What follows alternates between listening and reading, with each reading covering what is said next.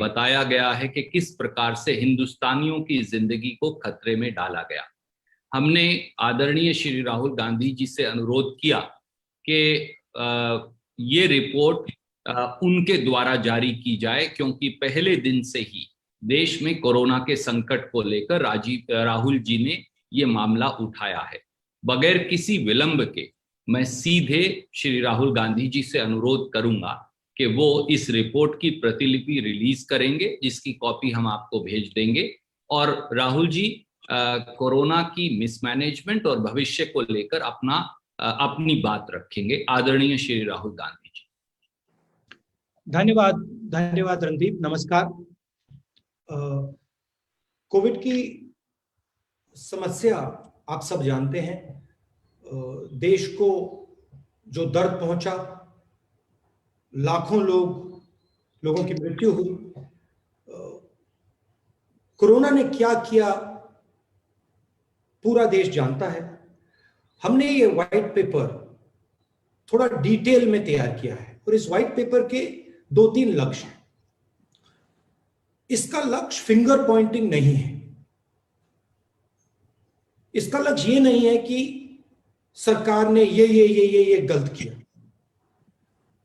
हम गलती को इसलिए पॉइंट आउट कर रहे हैं क्योंकि हम जानते हैं कि आने वाले समय में इन गलतियों को करेक्ट करना होगा, ठीक करना होगा। 2-3 चीजें हैं। पूरा देश जानता है कि सेकंड वेव से पहले हमारे साइंटिस्ट्स ने, डॉक्टर्स ने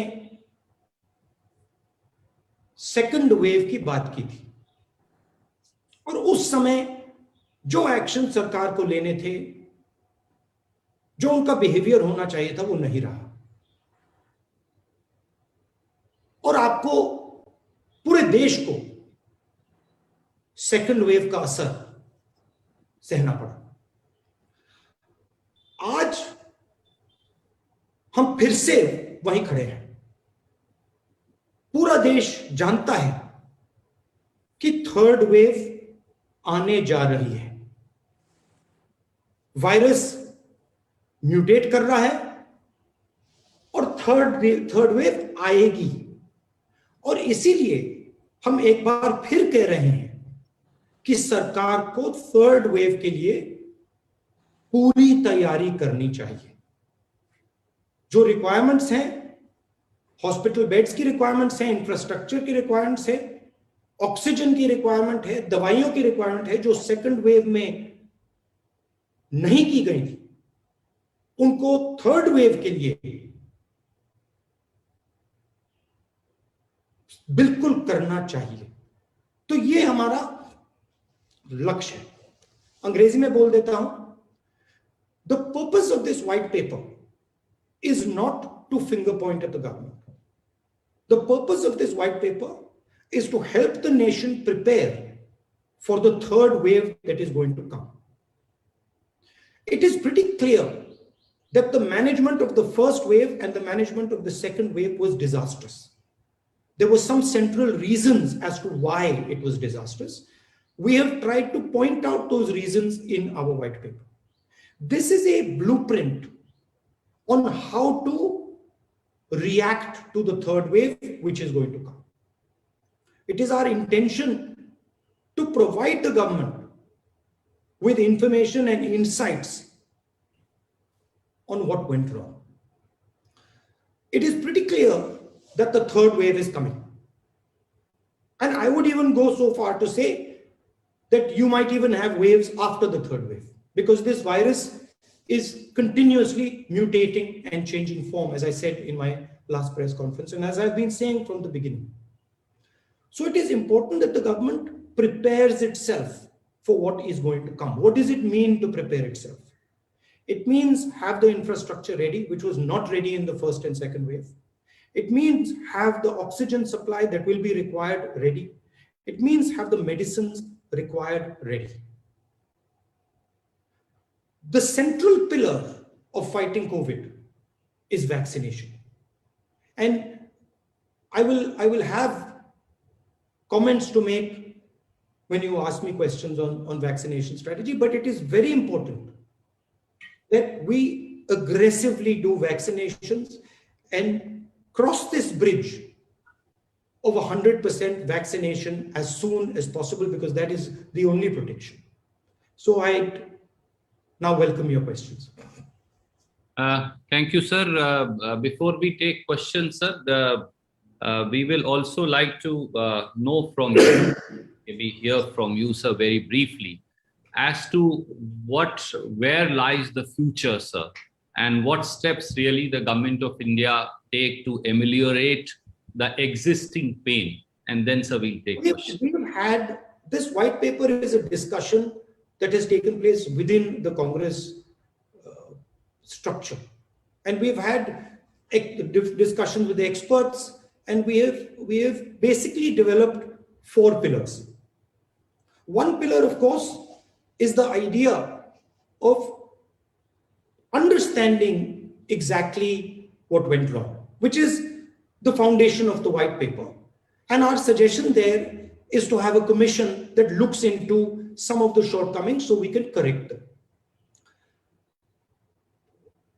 Second pillar, as I've already said, is preparation for the third wave, which includes developing the critical infrastructure, which includes oxygen, which includes these other elements.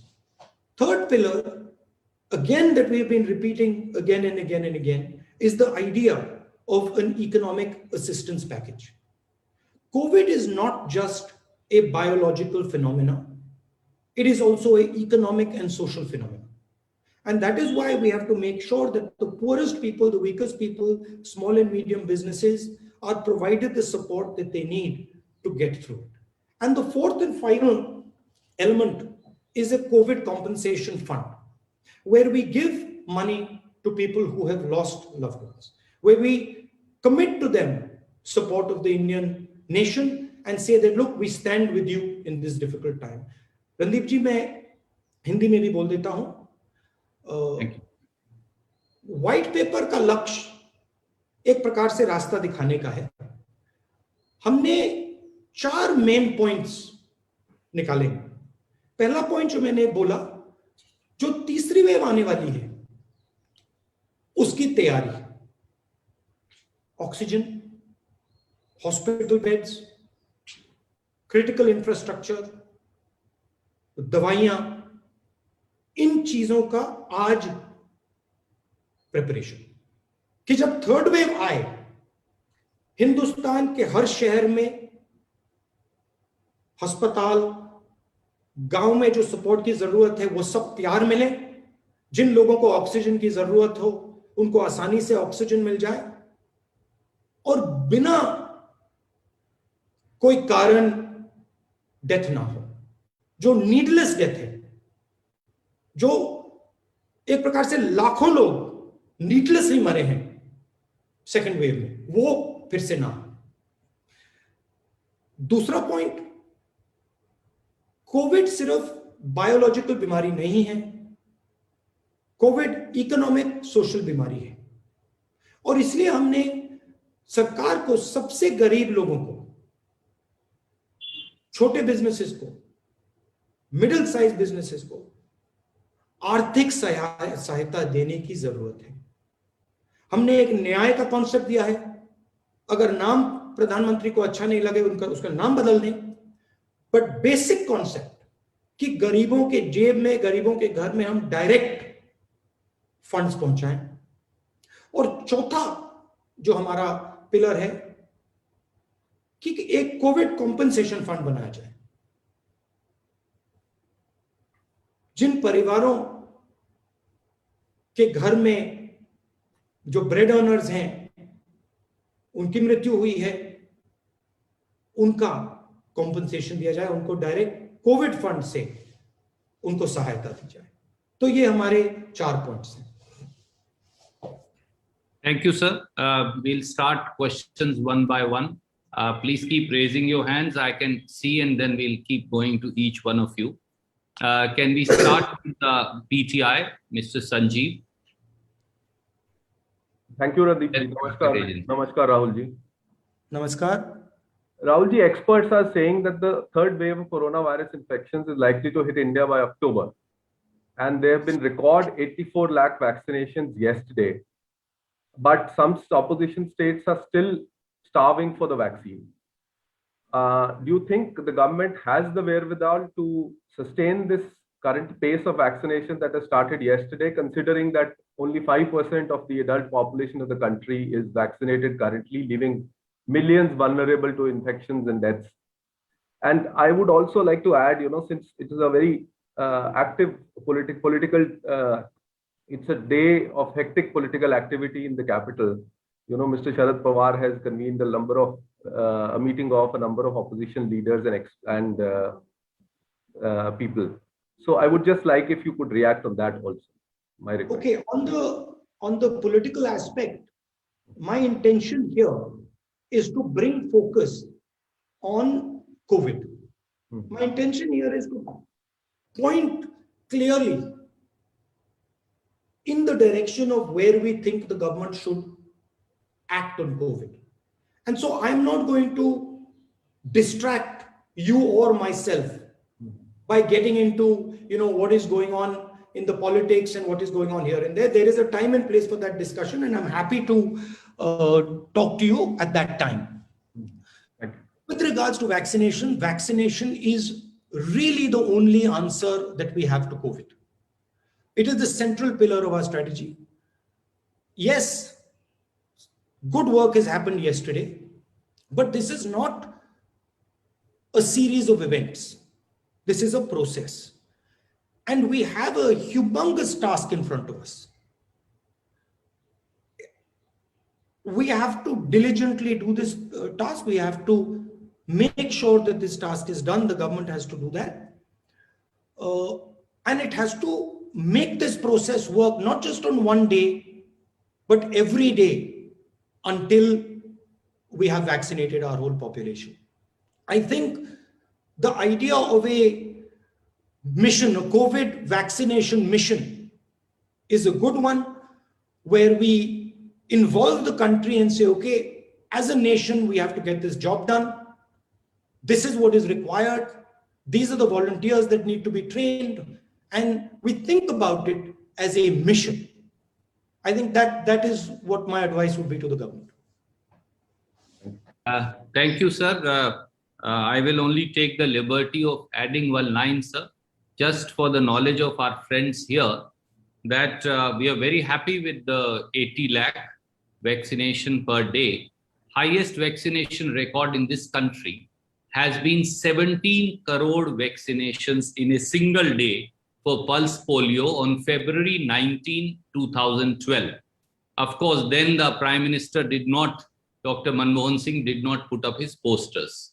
That is the only marked distinction. Coming, sir, to the next point. One point that I would like to make is that the government must treat all states equally. This is a matter of life and death. And the government must not view Indian states as BJP states versus opposition states. All states must be viewed in the same light. All states must be provided with the same assistance.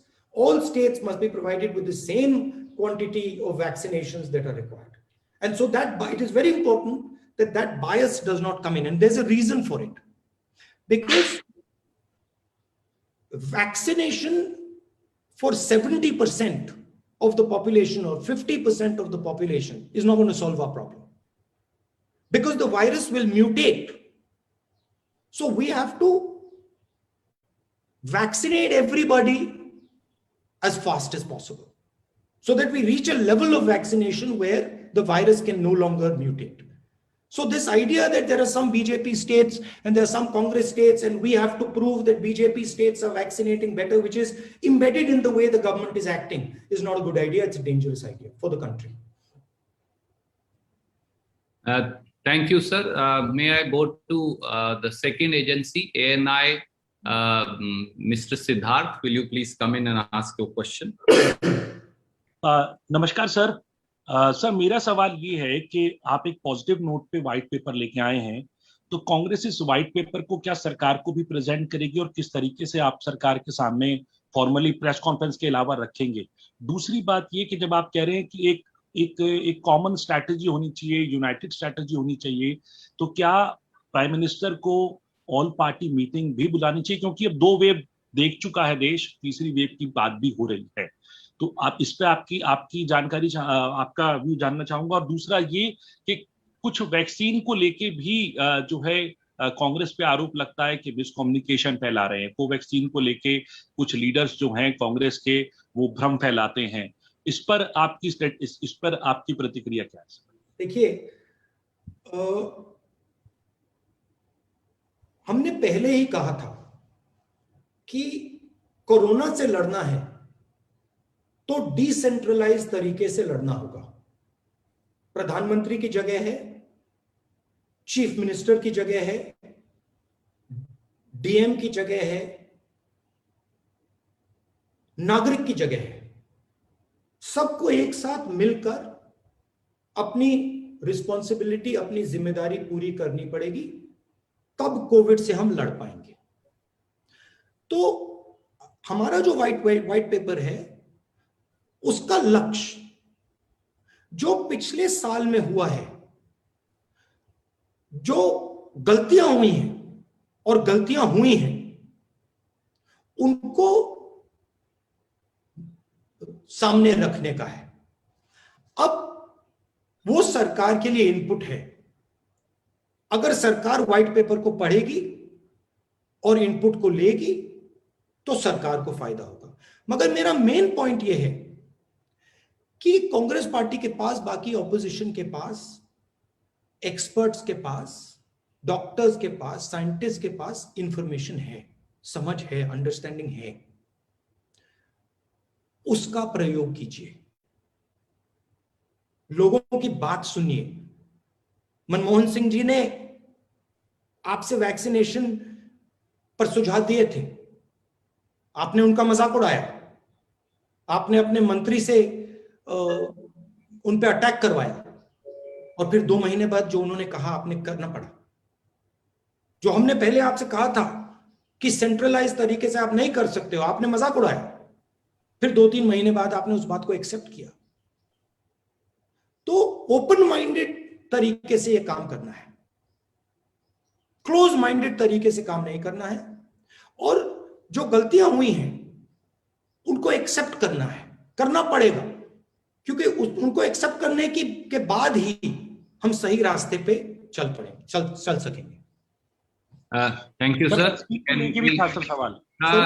Siddharth, I will go to the supplementary later because there are many friends and there is limited time. I will, if possible, then I'll come back to you. Can we go to IANS, another news agency, Mr. Saeed? Please ask your question. IANS. Unmute yourself, please. Ji, thank you. Rahul ji, good morning. Good morning. So my question is about the data which has been first and the most important states like Uttar Pradesh and Bihar, where data has been first of COVID deaths, and how people will get compensation when there is no data. The data has been first, and many people who have died in the second wave have not got even certificates that they have died with COVID. So what Congress party has to take action on it? And this is the question which may draw ire of the state governments, and FIR can be also registered against journalists, as you have seen. Look, it is a certainty. There is no doubt that the government is hiding the truth on the number of deaths. There's no question about that. Okay, my estimate, back of the envelope estimate, is,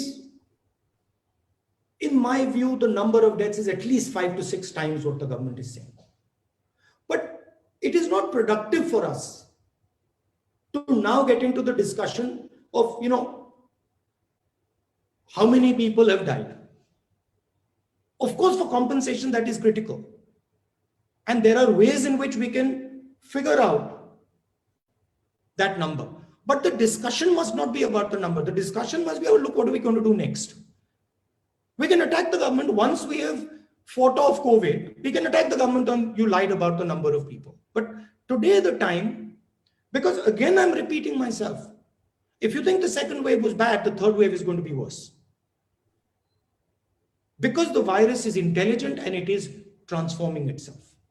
So our entire focus has to be on successful vaccination, on making sure that we are not allowing the virus space to regenerate.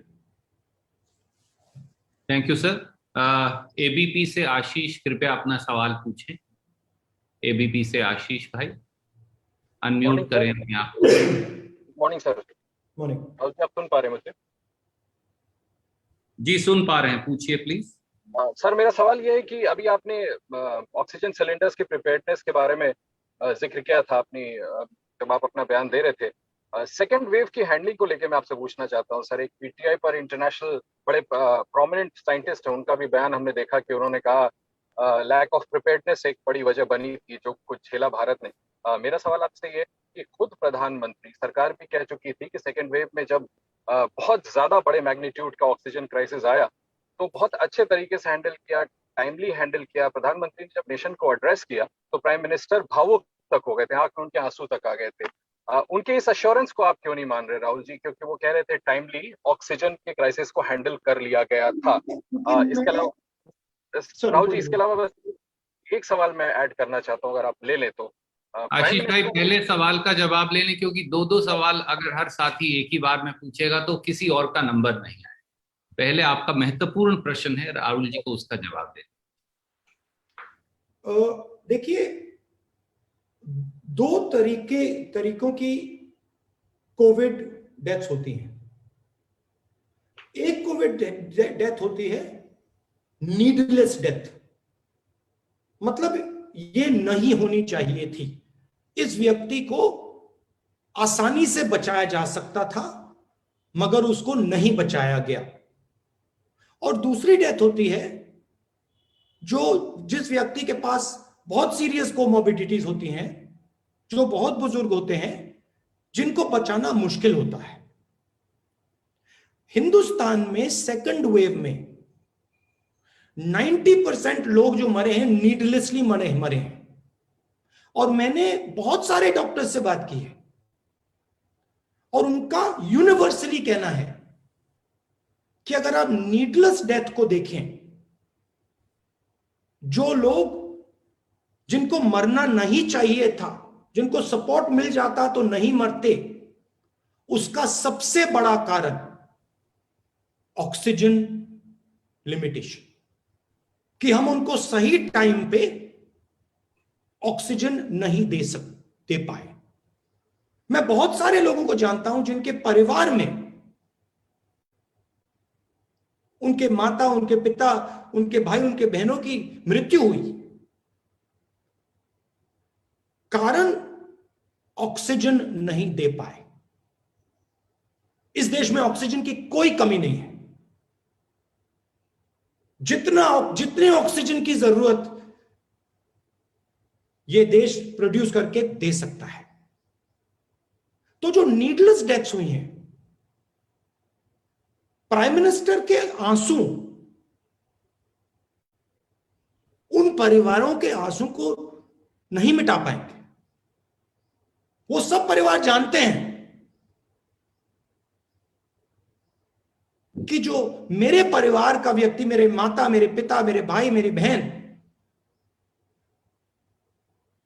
जब वो मरे, वहां प्रधानमंत्री नहीं थे. प्रधानमंत्री के आंसू ने उनको नहीं बचाया, मगर ऑक्सीजन जरूर बचा सकता था. और प्रधानमंत्री ने इस बात को सीरियसली नहीं लिया. चुनाव लड़ रहे थे, बंगाल में चुनाव लड़ रहे थे और उनका फोकस दूसरी ओर था. तो ये तो पूरा देश जानता है. Thank you sir. News nation से मोहित दुबे.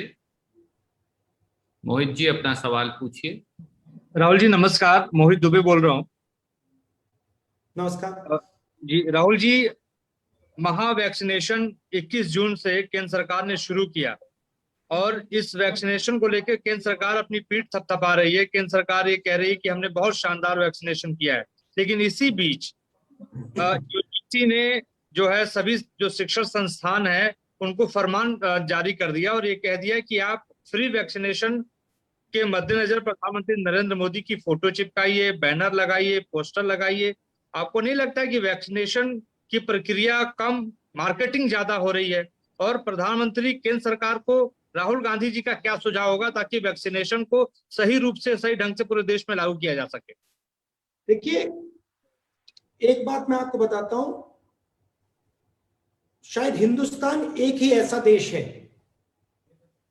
जहां पे प्राइवेट हॉस्पिटल में पेमेंट के बेसिस पे वैक्सीनेशन हो रहा है। बाकी देशों में सब जगह फ्री वैक्सीनेशन है। दूसरी चीज जो मैंने पहले कही, प्रधानमंत्री जी पहले भी मार्केटिंग में घुस गए थे।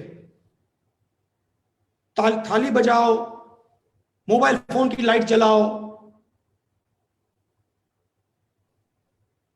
कोविड को हमने हरा दिया,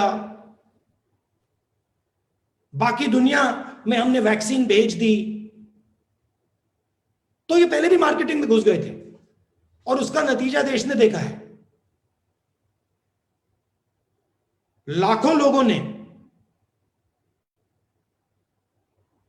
उसका नतीजा देखा है। तो जैसे मैंने कहा, यह सीरियस मामला है। इसकी वैक्सीनेशन की जो प्रोसेस है उसको चालू करना चाहिए, इफेक्टिवली चलाना चाहिए। और ये जो डिक्लेरेशन ऑफ विक्ट्री होती है कि देखो भैया हमने ये कर दिया, हमने वो कर दिया, ये 1 साल के बाद, 1.5 साल के बाद जब कोविड को हिंदुस्तान ने हरा दिया हो तब आप बोलिए। ये अभी टाइम नहीं है। और जैसे मैंने बोला, और मैं 1 साल से बोल रहा हूं, 1.5 साल से बोल रहा हूं, कोविड देश को बहुत जबरदस्त नुकसान पहुंचाएगा। फर्स्ट वेव के पहले मैंने बोला, सेकंड वेव के पहले मैंने बोला, थर्ड वेव के पहले मैं बोल रहा हूं। और पूरी तैयारी आज शुरू हो जानी चाहिए। Thank you, sir. I know there is limited time. We'll take 1 or 2 questions more. News 24 से श्री रमन जी from News 24, आप अपना प्रश्न पूछिए। राहुल जी, मैं ये सवाल पूछना चाह रहा हूं कि कोविड के बारे में जो आपकी राय लगातार समय से पहले आती रही है, सरकार ने उसे बाद में एक्सेप्ट किया। वैक्सीनेशन को लेकर जो भारत में कोवैक्सीन और कोविशील्ड 2 वैक्सीन यहाँ पे दिया जाता है, लेकिन कोविशील्ड में अचानक ड्यूरेशन जो है पहले और दूसरे वैक्सीन का वो 88 दिन कर दिया गया, जिसका लॉजिक किसी को समझ में नहीं आता। और इसके बारे में राइटर्स तक में खबर छपी है और जो एक्सपर्ट हैं उनकी भी राय अलग है। आपको लगता है कि इस वैक्सीन के बारे में भारत के लोगों में एक भ्रम की स्थिति पैदा हो गई है कि भारत के वैक्सीन का इस्तेमाल वो करें या रूस की स्पुतनिक का इस्तेमाल करें, फाइजर का इस्तेमाल करें, जो कि अब सरकार धीरे धीरे परमिशन दे रही है? देखिए, जैसे मैंने बोला, वैक्सीनेशन ही इसका एक सॉल्यूशन है और कोई सॉल्यूशन ही नहीं है। और कोई बाकी टैक्टिक्स हैं बट सेंट्रल सॉल्यूशन नहीं है। जो भी वैक्सीन रिलायबल हो, इफेक्टिव हो, जिसके साइड इफेक्ट्स ना हो, जितनी भी वैक्सीन को एम्प्लॉय किया जा सकता है, अप्लाई किया जा सकता है, उनको करना चाहिए। मेरी ये राय है। मेरी राय है कि वॉर फुटिंग पे वैक्सीनेशन मिशन के बेसिस पे करना चाहिए और तेजी से करना चाहिए। अब ये वैक्सीन चल रही है, वो वैक्सीन चल रही है, इन चीजों को टेस्ट किया जा सकता है, साइंटिफिकली टेस्ट करके इन चीजों पे डिसीजन लिया जा सकता है। मैं मतलब एक्सपर्ट नहीं हूं, मैंने इन वैक्सीन की एनालिसिस नहीं की है, मगर बहुत सारे लोग हैं जिन्होंने की है, तो उनकी इंफॉर्मेशन के बेसिस पे ये काम आसानी से किया जा सकता है। आपने कहा कि देखिए आप 1 साल से कोविड के बारे में बोल रहे हैं। मैं 1 साल से कोविड के बारे में सिर्फ नहीं बोल रहा हूं,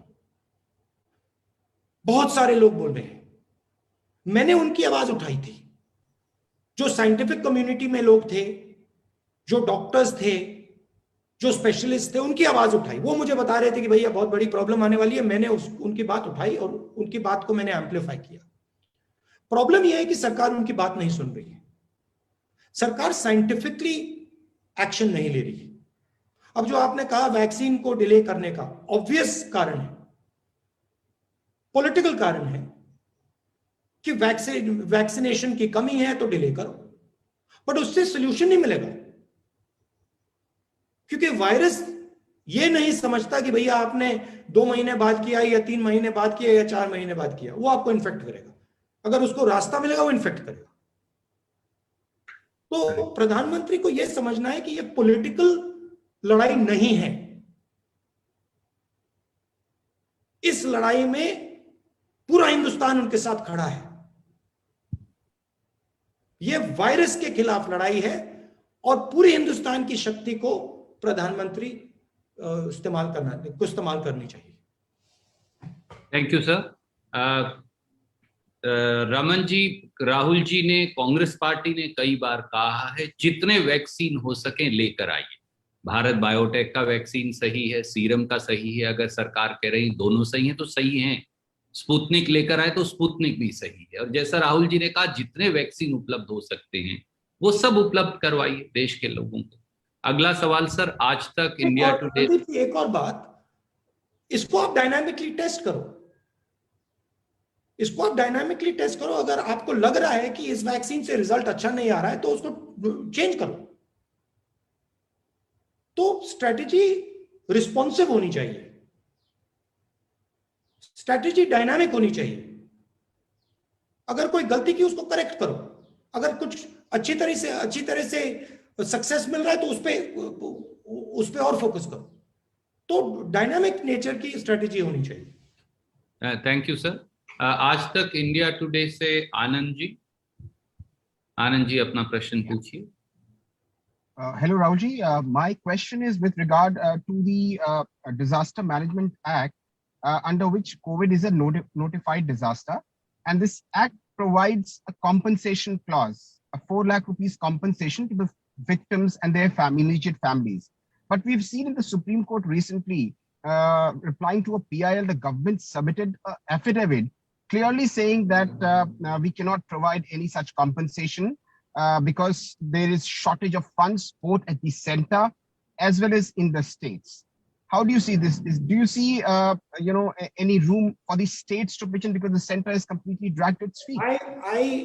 I think the center is making 4 lakh crore from taxes on diesel and petrol. It is taking money out of the pockets of people who have lost family members. So I don't understand why the government can't put some money back into their pocket. It is not a question of, some free gift that the government is giving. These families require this money. India requires these families to have money because these families need to be productive. If they lost a family member who used to be an earning member, what are they supposed to do? So I'm 100% for a COVID compensation fund. and I feel that there's no shortage of money because the government is taking money from people every day from petrol and diesel.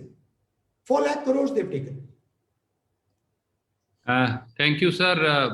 Dainik Bhaskar से मुकेश जी हैं। मुकेश जी, आप अपना सवाल पूछिए। मुकेश जी, अपने आप को unmute करिए।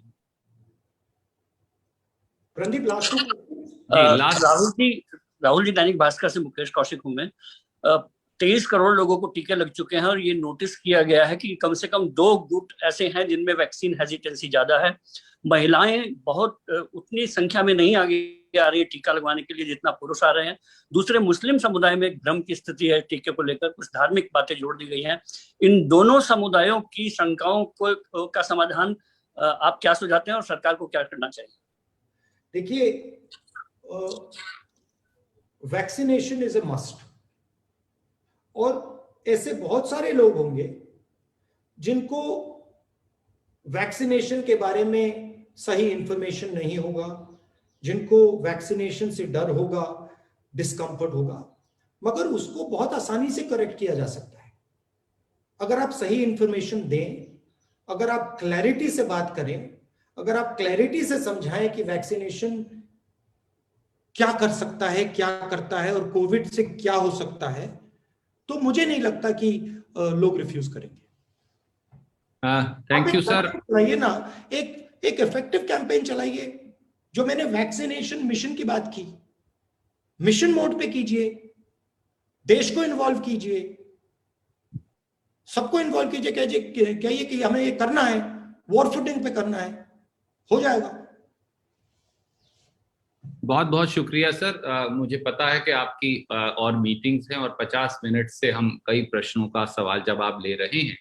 आज आपकी और सब साथियों की अनुमति से मैं इस पत्रकार वार्ता को यहीं विराम देकर एक बार फिर हमारे मित्र राजीव गौड़ा जी और उनकी पूरी टीम, जिन्होंने इस बेहतरीन रिपोर्ट को कंपाइल किया, बनाया, और आदरणीय श्री राहुल गांधी जी का सब पत्रकार साथियों का धन्यवाद करता हूं और उम्मीद करता हूं कि आप और आपका परिवार को स्वस्थ और सुरक्षित रहे। बहुत बहुत शुक्रिया सर। धन्यवाद।